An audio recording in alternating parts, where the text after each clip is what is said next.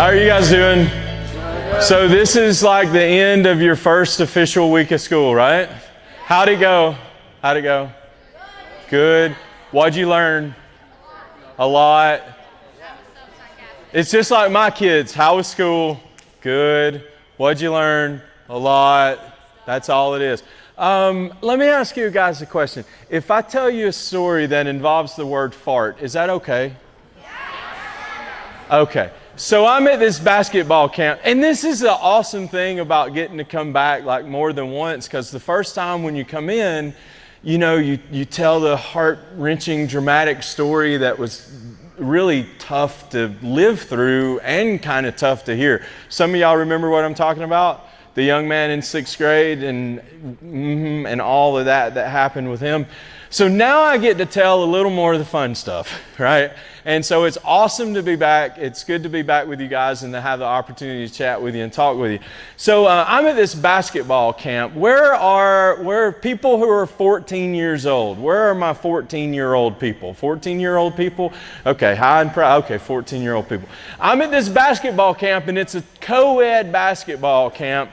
So it's guys and girls, it's in the summer, it's in Alabama, it's in a gym that is so incredibly hot, it's unbelievable. It's kind of like the last 3 months that y'all have had. So it's finally the weather is finally starting to feel like we're in Montana, right? How many of you guys enjoyed the heat? Some of you did. How many of you guys are really glad that it's not so hot outside anymore? Yeah, I'm one of those people. So we're at this basketball camp, and the coach of the camp, he had us get in a line, right across the front. He had us get into a line. And in that line, we were stretching, and all the parents were in the crowd, and the grandparents were in the crowd. And this was the last day of the Rodney Hampton basketball camp when I was 14 years old. And Rodney was this guy. He played professional basketball in the NBA. He played college ball, all of that. And he came back and he ran these camps for kids who wanted to like get better at playing basketball, because we played summer ball in AAU. Where's my basketball guys at? Basketball ladies, where are you at? Okay, there. So a few of you guys actually like to play. Okay, so I'm talking to my people. So you're my people. We're round ball people. So we're there, and I'm in the floor, and their stands are filled with parents and grandparents, and Coach Hampton, he's wanting us, to get in a V. You know what I'm talking about? Can I have a couple people demonstrate this? Come on. You quarterback, come on. So come to the center, or just right here is fine. Come to right. Now sit in the floor beside each other. Now face each other. Feet to feet. Okay, feet to feet. Now you guys know the drill, right? Reach out and touch your buddy's toes. All right. And all of a sudden, in front of God and everybody, I just ripped one. And I looked at my buddy Bo, who was across from me. I said, Bo, what's wrong with you? You guys give them a hand. They're good sports.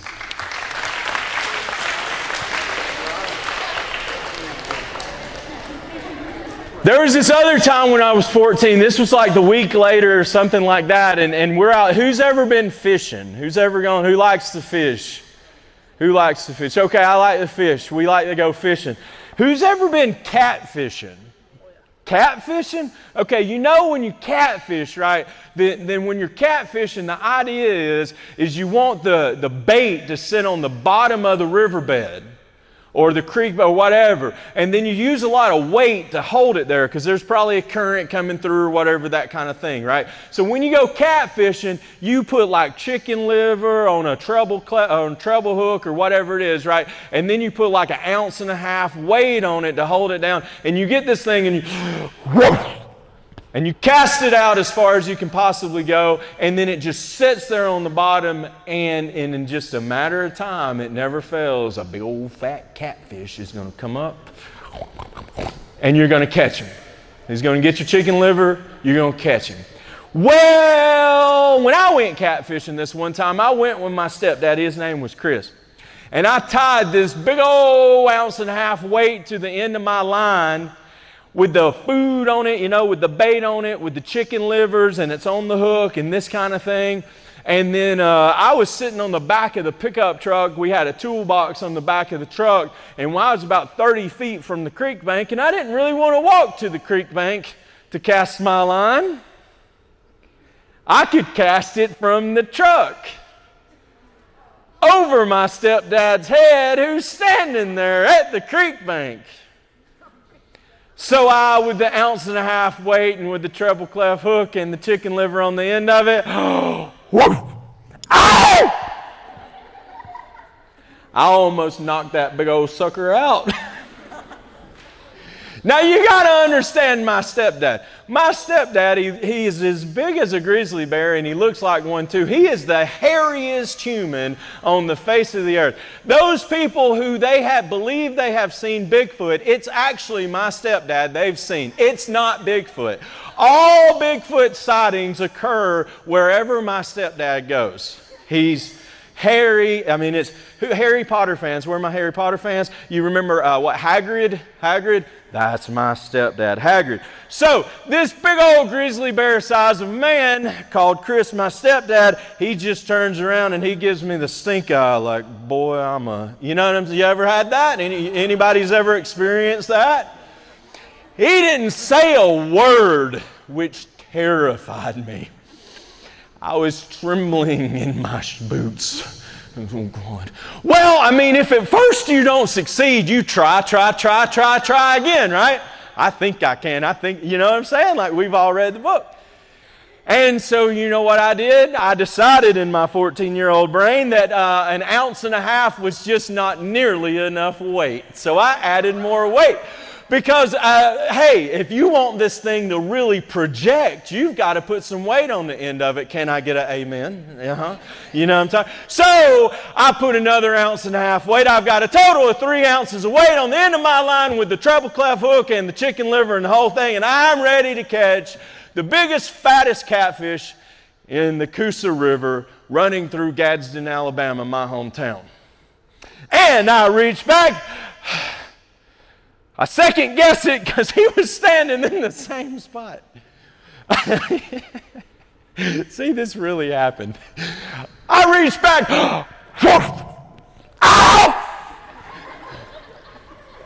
Yes, sir. Yes, ma'am. I sure did. I hit that big old sucker in the back of the head again, and he didn't say a word. He just turned around and he tore off after me. And I dropped my fishing pole and I jumped out of that trunk and I ran clean on out to the highway.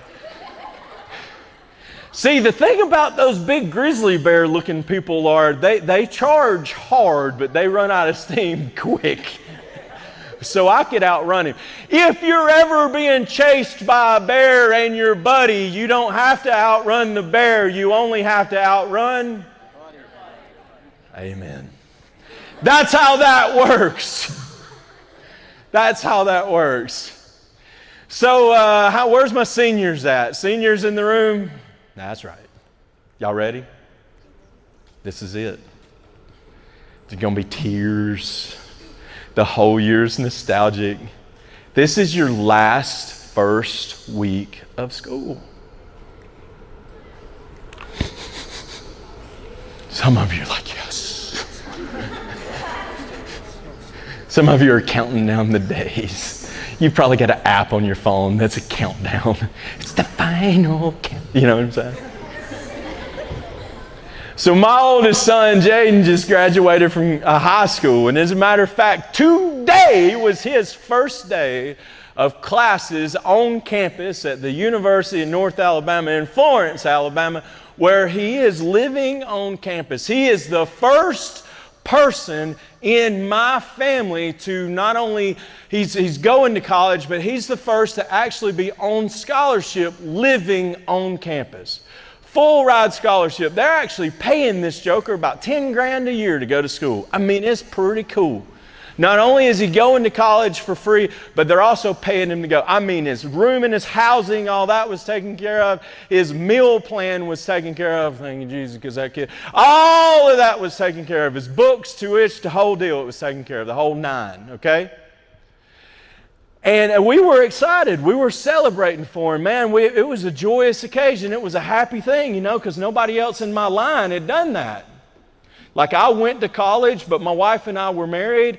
At one point, we lived on campus, but it wasn't like he's getting to do. He's getting to go there as a freshman, live on campus, 4-year school. Like, it's something to be proud of. It's an accomplishment. He's doing economics and finance. Like, it's a big deal.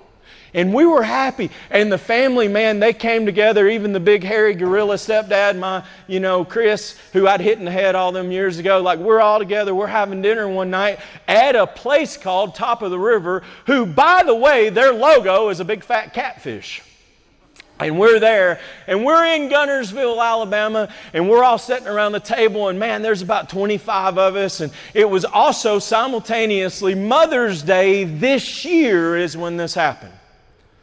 And we're sitting around and we're celebrating Jay, getting ready. He'd accepted his scholarship and all that, and his plans are kind of made. It's just a big to-do. And the grandparents, man, they really got to talking, and they were bragging on him, and they were, Jay, buddy, we're so proud of you. It's awesome what you're getting to do, man, yeah. But Jaden's response was different. I wasn't ready for his response. He started getting real. He started getting angry. He didn't like the attention. He didn't like all of that. He's like, hey, and he started kind of being rude, and he really went inward. Do you know what I'm saying? And he wasn't really acknowledging the grandparents anymore. He was there, but he wasn't there. You know what I'm saying? And he really got a bad attitude. I said, buddy, and a few times at dinner, I tried to be nice about it. Like, I tried real hard to be nice about it. But we got about 20 minutes away from that restaurant after it was over with, and we stopped because my wife wanted something to drink. He was being mean to her. He was being a jack-in-the-box to me, to his girlfriend who was with us, to his little brother who was there in the car with us. And it was pouring a torrential rain. The rain was just coming down. And I took him on the side of the filling station that we was at when my wife was inside. And I talked to him pretty straight and pretty hard for about 20 minutes. And I said, buddy, here's what you don't understand. I said, this that you're getting to do, yeah, you worked for it. And yeah, you put in the repetitions. But I said, you also don't understand Papa Dennis's story of how he left Pennsylvania when he was 14 years old and ran away from home because he was in a violent, abusive situation, to, at 14 years old, try to find a better life for himself. And he hitchhiked his way to Alabama. And I said, you don't understand my mom's story of when she was going through high school, and my mom's mom was born on the day the Great Depression began. And when she was in high school, see, my mom's a tall lady. And all through high school, my mom only had one pair of blue jeans. And as my mom would grow taller and taller in high school, whatever extra fabric they had, they would take and they'd sew to the bottom of her jeans so that they would be long enough for her to wear. So she had these jeans, which by today's standard would be nice and fashionable, right? But then in her time, it was a sign that I have nothing.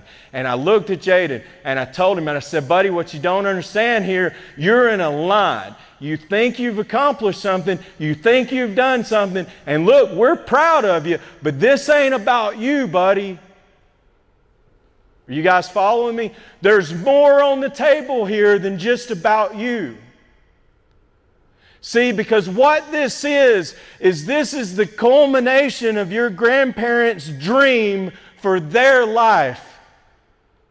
See, we got to sit around a dinner table tonight, and we got to laugh and enjoy a great meal and love one another and cut up and have fun and celebrate successes and celebrate the triumph of hard work and celebrate the triumph of a life worth lived. And celebrate the triumph of, committing to something and buckling down and aiming for something that you can't even hardly see 40, 50 years down the road for our grandparents and going for it and doing it and achieving it. And guys, I'm here to tell you, you're in a line. You're in a line. And how are you going to honor your line? And how are you going to honor, how are you going to respect those who came before you? See, what you're doing here in school, your first week of school, this is about you, yes, but it's more than just about you. It's about all of those who've come before you. It's about all of those who from way back, they had a hope for something. They didn't yet realize it, but now you're getting to realize what people long before us has put into motion and has paved the way for us. You're in a line. Here's some of my questions. Some of my questions for you are, what are some of the things that you're allowing to disrupt your brain processes, your thoughts? What are some of the obstacles, the hurdles, the weights that you intentionally pick up and carry every day that you're letting distract you from accomplishing that far off from your line? Does that make sense? How much of your day does this thing get in the way of? Now, by some of your own admission in this school, because we've done it before, we've had the opportunity to be here and be with you guys and hang out and spend time in class. Some of you guys spend 30, 40, 50, 60, 80, 117 hours in one case on social media in a 10-day period. And look, I get it if that's a job and that's a way that you're creating like value for the world. I get that. That makes sense because I spend a lot of time doing my job too. But how are you using it? Are you using the tools or are the tools using you?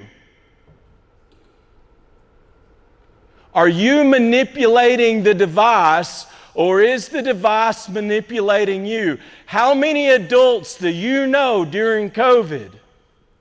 During the height of it, possibly even still, lived in a hyperventilated anger state because of stuff that they read on a social media? How many of your parents or grandparents or people in your community that you do life with, there was so much fear, there was so much unknown. Is this going to happen? Is that going to happen? Do you see what I'm saying? How about the things that can go sideways in a relationship? This is why it's important to have those protective factors in place. I lead men's groups, and in these men's groups, we always start out and we ask 3 questions. We go through 3 things. What are roses, buds, and thorns in your life this week? The roses are the things in bloom. Seniors, senior year is in bloom. It's something that you've worked for. You're here. Enjoy it. Celebrate it. Work hard. Finish strong. Don't give up, right? Roses are things that are in bloom. Buds are things that represent promise. College is a promise. Senior year is something that represents promise. Walking the stage is something that represents promise. Graduation. What are the things that you're working for? What are the things that you're hopeful of? What are the things far off for you that you're saying right now, I'm doing this now. The farmer tills the land and he plants. I'm doing this now. The rancher buys the cattle when he's big, or he does the cow-calf production when they're little bitty, right? And there's an expectation that there's going to be a harvest, there's going to be a remuneration on the other side. It's a natural order of things. Buds are things that represent hope. But thorns, what about the thorns? We need thorns in place. Thorns are the necessary protective factors that we have to approach cautiously. Thorns are I value myself. I value my body. I value my future. I value my dreams. I value my goals. I value my intellect. I value my heart and my emotions. I value my relationships. And there's just some things that I am not going to do. There's some lines I am not going to cross because those things would, for me, jeopardize what I value. We have to have those necessary protective factors in place in our life. We have to have those places. This is a hard stop for me. I'm not going there, wherever there is. If you're a young man dating a young woman, you have to make those decisions and have those conversations. Some of you guys who are freshmen, who are 8th graders, you're coming into your first football games of the year and things like that. What do we know about 9th grade and high schools across the U.S.? We know that in 9th grade and high school across the U.S. is when most adolescent youth for the first time are exposed to their first opportunity at drugs, alcohol, or other substances. We know that homecoming, your freshman year of high school, will be a time that you will possibly be exposed to an opportunity and to get yourself into some kind of trouble in a romantic relationship. And you have to today decide, what are your thorns? What are my necessary protective factors that I'm putting in place in my life? Because I value my buds. I value my roses. I value those things that are in bloom for me. I value myself. I value my line. I value my relationships. I value my future. I value my family. I value my education and my intellect. I want to say a word about education. Some of you guys this year, you're going to fall into the trap of it's everybody else's fault but your own. You didn't understand your homework. It's the teacher's fault. You didn't turn it in on time. We had a late night. We had a ball game. I didn't do this and whatever. It's going to be everybody else's fault but your own. Now look, I'm quite a bit older than most of you guys sitting here in the stands, okay? But I'm going to tell you something that served me well from you guys' age to now. And something that has served me well is everything in my life is my fault. Everything is my fault. It is up to me to execute and to get my stuff done. It is up to me to get my work done. I have work that I think's busy work too, okay? There's some emails, it's just a tax on time. There's some reports that I have to do, I can almost copy and paste from the last one. But it still has to be done. And it's my job to get it done. So, not only are you walking a line, I want to talk to you for just a moment before we wrap up here and put the wheels down. I want to talk to you about holding your line. Now, we touched on this just a little bit with the thorns, the necessary protective factors. But holding the line is more than that. Do you know your family's history? Or are you like me, you never met your biological father?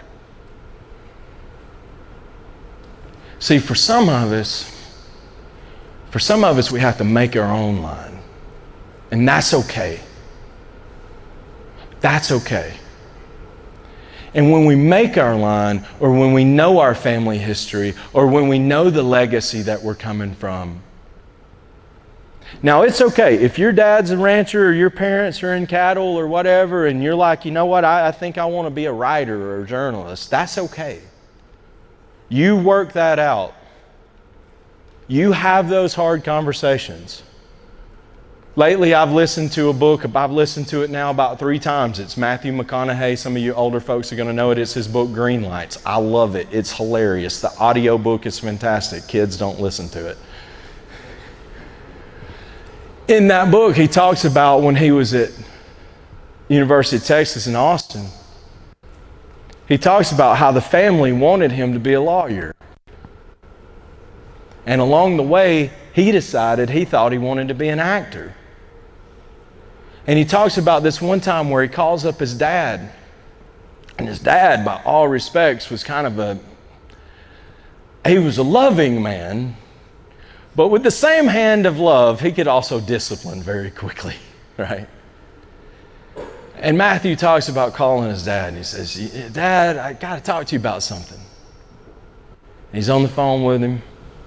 He says, Dad, I think I want to change my major. And his dad says, oh yeah? What do you want to change it to? His dad said, or Matthew says, I think I want to become an actor. And McConaughey says there's a long pause. His dad's on the other end of the line.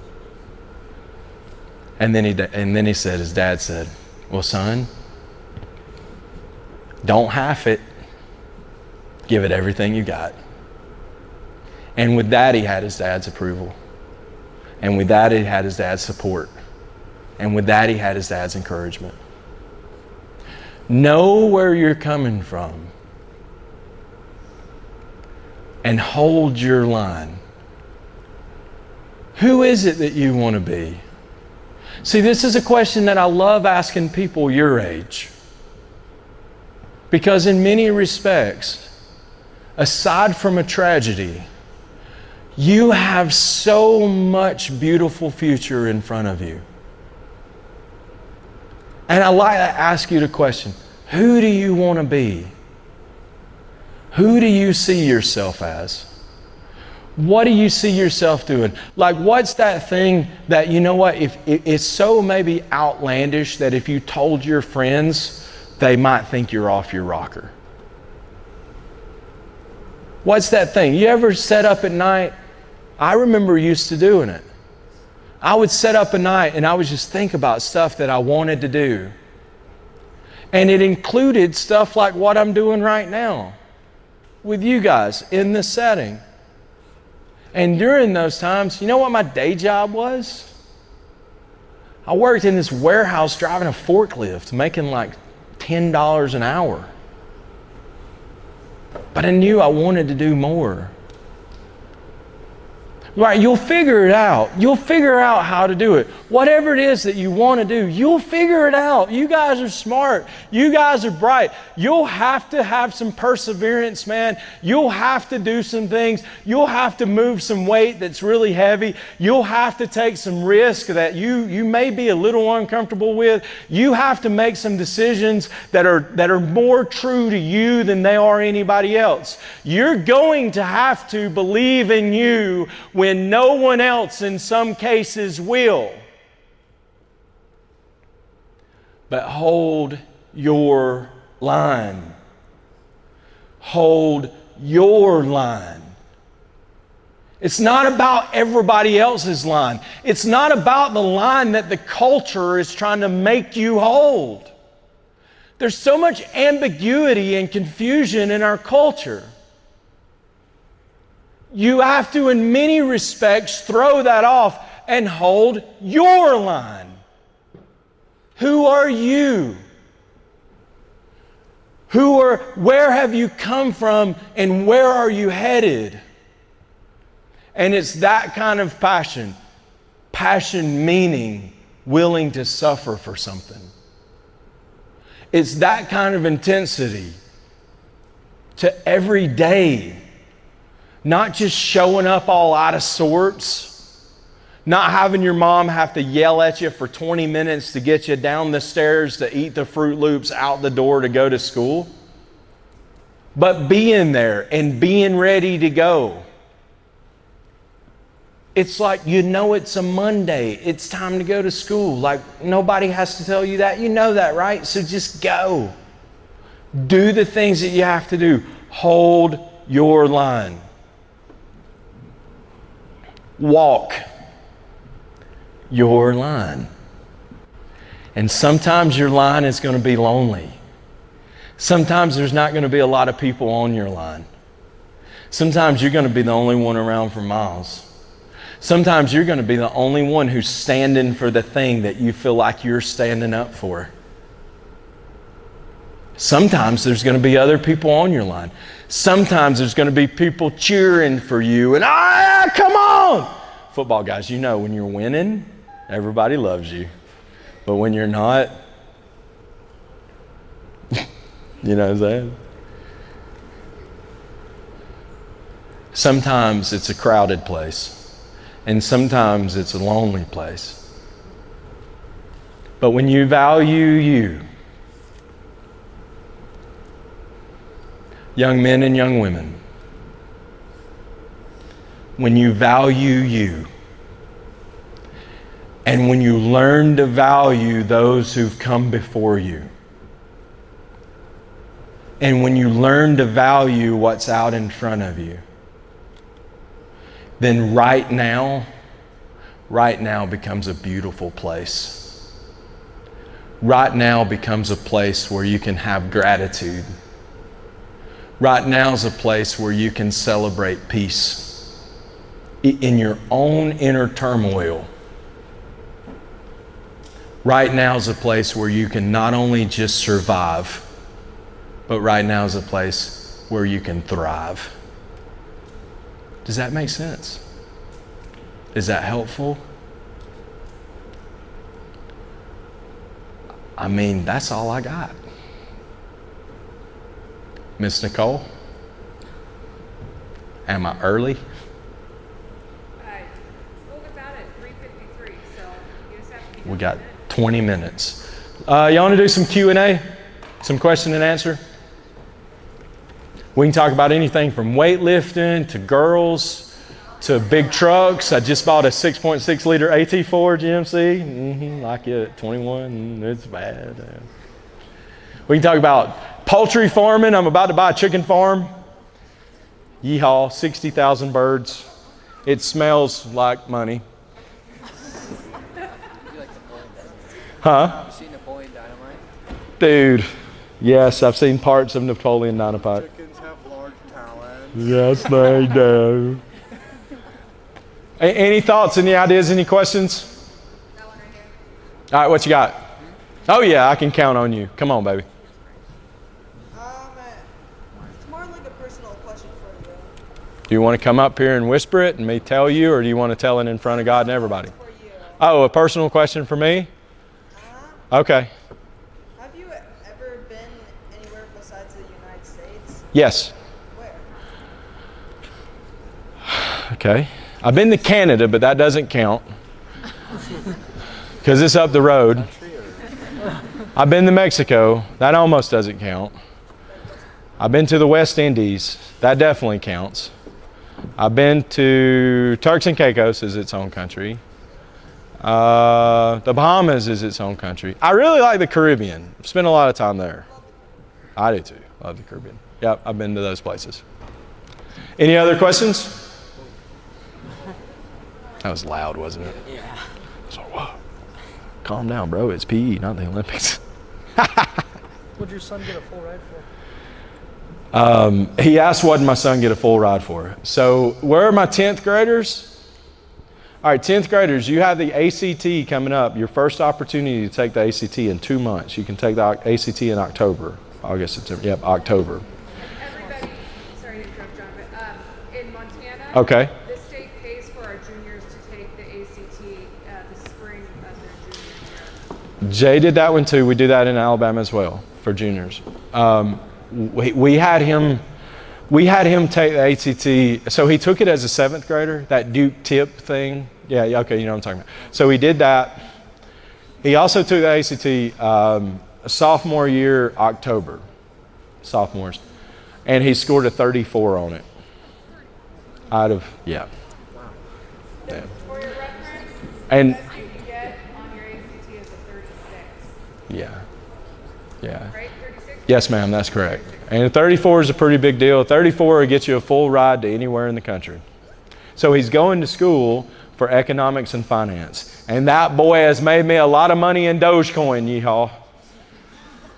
Talk to me. This may be a little ridiculous considering that this is for serious questions, but that one story you were telling us where you celebrated your son and the restaurant had a catfish as its logo, did that bring up uncomfortable memories between you and your stepfather? You know, it really should have. If you think about it, it really should have. But I actually never put two and two together until just now telling y'all the story. And we eat at that restaurant a lot. I will, actually. I'm going to bring it up the next time we go, which is probably going to be this coming Sunday, because we usually get together on Sundays. So I'm going to recommend Top of the River. And I'm going to ask him if he remembers that story. Anyway, that's good. I like that. Thank you. Any other questions?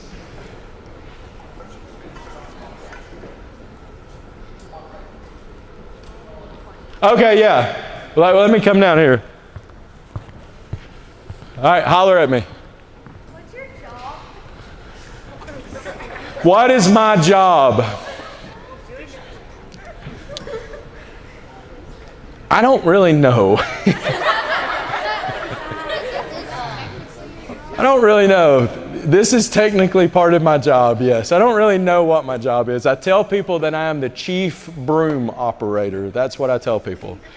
That if it needs cleaned up, straightened out, put away, or filed, or whatever, then I do it. That's what I tell people my job is. It's worked out pretty well so far. Whatever needs done, I do it. Whatever I see that needs done in my world, I do it. And it really has. It's worked out pretty well so far. Yeah. Any other questions? Yeah. How much can you bench? How much can I bench? How many times have I got that question here? For you? It's been a few. So my max was 465. I did hit 225 for 52 yesterday morning in the gym, and I felt pretty good about myself because I hadn't hit 225 for 52 in a while. I've hit for 40s, low 40s, mid 40s, but I haven't hit 52 in a while. 52 is my all-time best. Yeah. Squat. My best squat was 625. Yeah. I'm the same way with squat though. I'll go 2 or 3 plates for 20, 30 reps. Yeah. Deadlift. Y'all are going to make fun of me. My best deadlift was, I put 495 pounds. And for those of you guys who know, right? For those of you guys who know, 495 pounds means that, 5 plates on each side or 4? 5, that's right, because 4 plates is 405. That's right. So 495 pounds. So all you have to do to break 500 pounds or better is put a 2.5 pound plate on each side, right? You would think that's not a big deal. I've never broke 495. So don't make fun of me. All right. Other questions? Oh yeah, my man, come on. I came real close to 225. Yeah, I got 210.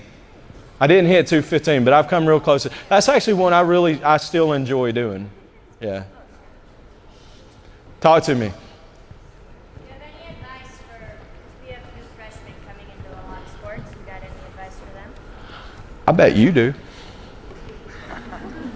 No, seriously, you older guys. Like, do y'all have any advice for freshmen coming into athletics and sports? Do you? Anybody? Do you? If I remember correctly, it was 5 seconds ago, so I should. Come here. Come here. No, this is good. This is right. Oh, yeah. Come on, man. It's been 20 years since I've been out of school, high school at least. Even though I'm enrolled in college right now at a junior college doing poultry production class. I just wanted to do it. I mean, if you're going to take care of 60,000 birds, you better know what you're doing because they could all die, and that means you. Ooh. All right. So the question is do you have any advice for freshmen involved in sports? Do you have any advice for freshmen involved in sports? Um. Here, hold it. Okay. You can do this. Can I do this? That's a question. Time management. Don't get too freaked out. That's good. So speak more to that. Yeah. Like, what's the situation? Yeah. Well, I can't speak for football because I've never played it before. But like with volleyball and track, and I guess anywhere else, it can be really easy to get intimidated by upperclassmen. Yeah. So don't freak out too much, and keep fighting on. Yeah, that's pretty good. Y'all give her some love. Thank you.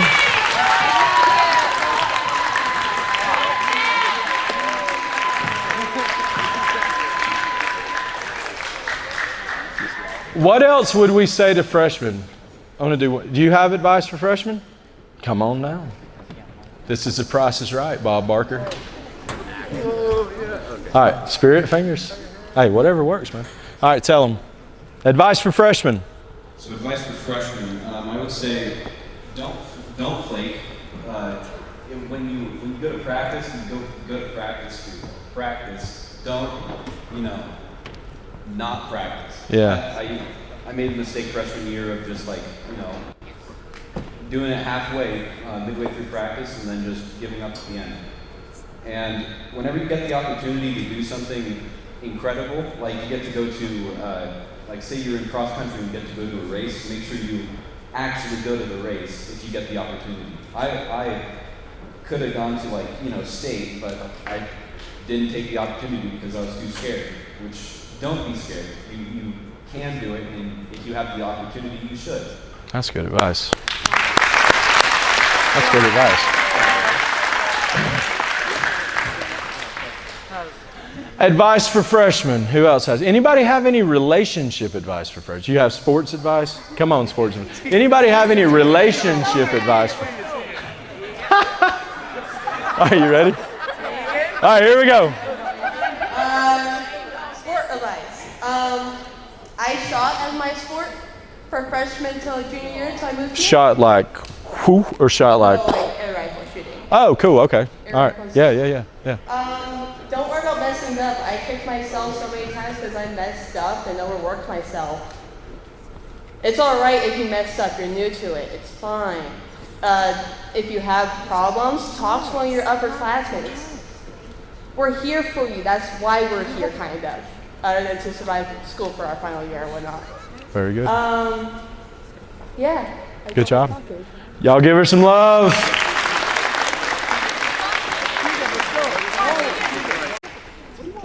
Is this negative peer pressure or positive peer pressure? 100%. He says negative, they say positive. Positive peer pressure. Is she still here? Tegan, go someplace. Whoever the relationship advice is about. Oh no. Oh, it's a sports advice? What do y'all want? No, she's not here. Okay. She's not here.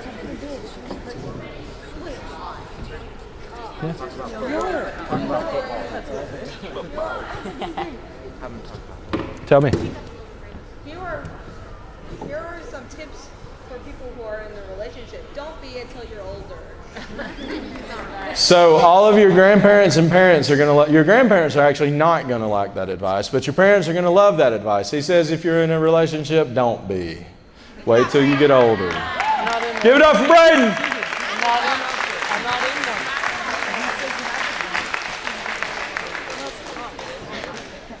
All right, do we have any other thoughts, questions, anecdotes, prescriptions, bumper stickers, or otherwise?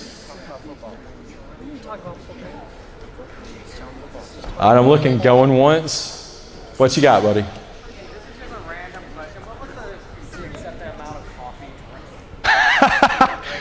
That is so not a random question. That is a fantastic question. This man asked, what is the accepted amount of coffee that you can drink in a day? So, do you guys have, no, it's not. Who still has coffee that they're drinking right now? So how about I give you like a physiological, biological answer, right? So how much caffeine does a typical cup of coffee have in it? Who knows? 90 milligrams. Oh, you're right on it. Somewhere between 80 and 100 milligrams. You're spot on. So here's the thing. You got to assess your tolerance. Will you hold this mic for me for a minute? Okay, so if you're drinking so much caffeine that you're walking around like, you're flopping like that catfish I just caught, that's probably too much. You probably need to dial it back, right?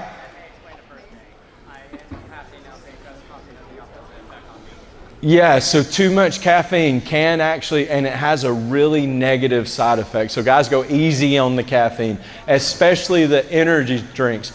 300 milligrams of caffeine in some of these energy drinks, it's the equivalent of 3+ cups of coffee.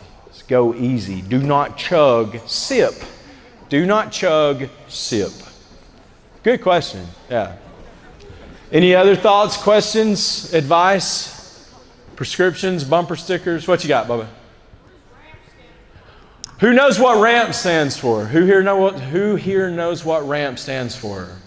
RAMP stands for Rural Alabama Montana Project. Rural Alabama Montana Project. Do you know why? So young lady up here asked what my job was, which was a real good question. One of the businesses that I own is an organization called Life That Counts. Life That Counts is a nonprofit. I created Life That Counts because part of my story is it's in fact true. I never met my biological father. I grew up in an abusive alcoholic environment. I've seen things that I hope to God you guys never have to see or experience. And along the way, I had every opportunity to become a statistic, which means I had every opportunity to have a baby before it was time, to be in prison along the way, or to not be here, to be dead or otherwise, you know what I'm saying? And so somehow, by the grace, I figured it out, and I'm here, right? And I wanted to do something that could help younger people, because older people are just older people. They're just older than younger people. I'm just a little farther down the line than you are, right? I wanted to help younger people have something that would help them learn how to make better decisions for better outcomes. We're all products of our decisions. If you made the decision to not brush your teeth this morning, chances are you're not getting any sugar any time along the way during high school. Because if y'all are like, what did he just say? And he said it with so much enthusiasm and passion, it's almost like it glossed over. But if you continue to make the decision to not brush your teeth, and yes, girls are nasty. I agree sometimes, and so are guys. But anyway, it is what it is. And yes, they do have cooties. I live with one. She is my wife. Her name is Alexis, and she does have cooties, and they jump on me. But anyway. If you make the decision to not use deodorant and run track, then you may be sitting alone on the bus on the way back. That rhymed. So anyway, so that's why we have RAMP. Other questions? What brought you to Montana? If you're from Alabama, what brought you here? Because it's the most awesome state I've ever heard of. You really truly want to just live in. Yeah. So is there a connection from Alabama to Montana? Or did you cover this last? Is this like a long answer? She asked me what brought me to Montana. No, she asked me what brought me to Montana. So I'm going to answer this question. I'm going to answer this question truthfully. Here's the hard part about answering this question truthfully. We've had a really fun time so far. And to answer this question truthfully means that I have to potentially end our time together on something that was difficult to deal with. No, I think it's relevant. It's good. Because it's what happens if we try to do life alone.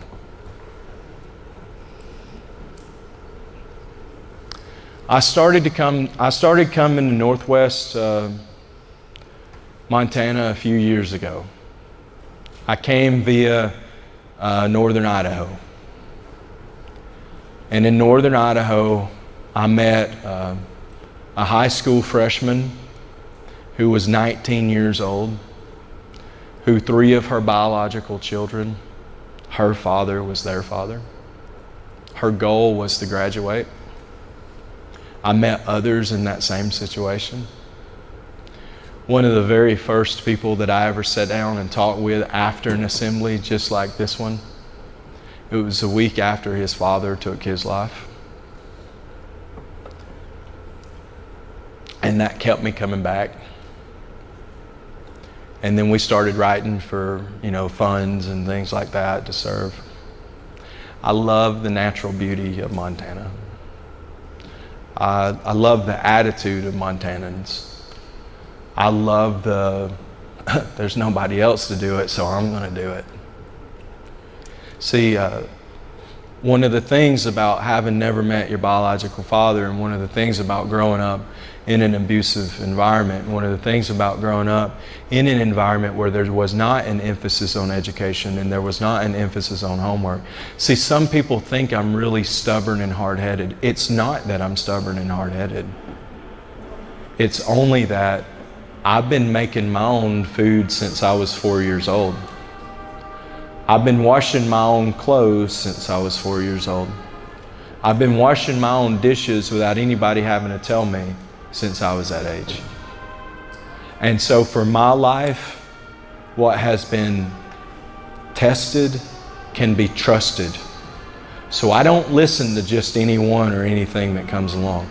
So I feel like I resonate with the spirit of most people here, and I appreciate that. And we tend to go where we're celebrated, and it's good to be able to come here. It's good to be able to work with your principal. She's a gift. It's good to be able to work with your staff. They're a gift. It's good to be able to work here in Cascade. You guys have a wonderful community. You have a beautiful community. You have wonderful people. You have folks here who want your best. You may not always feel that way, right? Your line may get blurred sometimes, but you have people here who want your best. And that's why as long as you all have me, we'll keep coming back. So on that note, thank you for having me.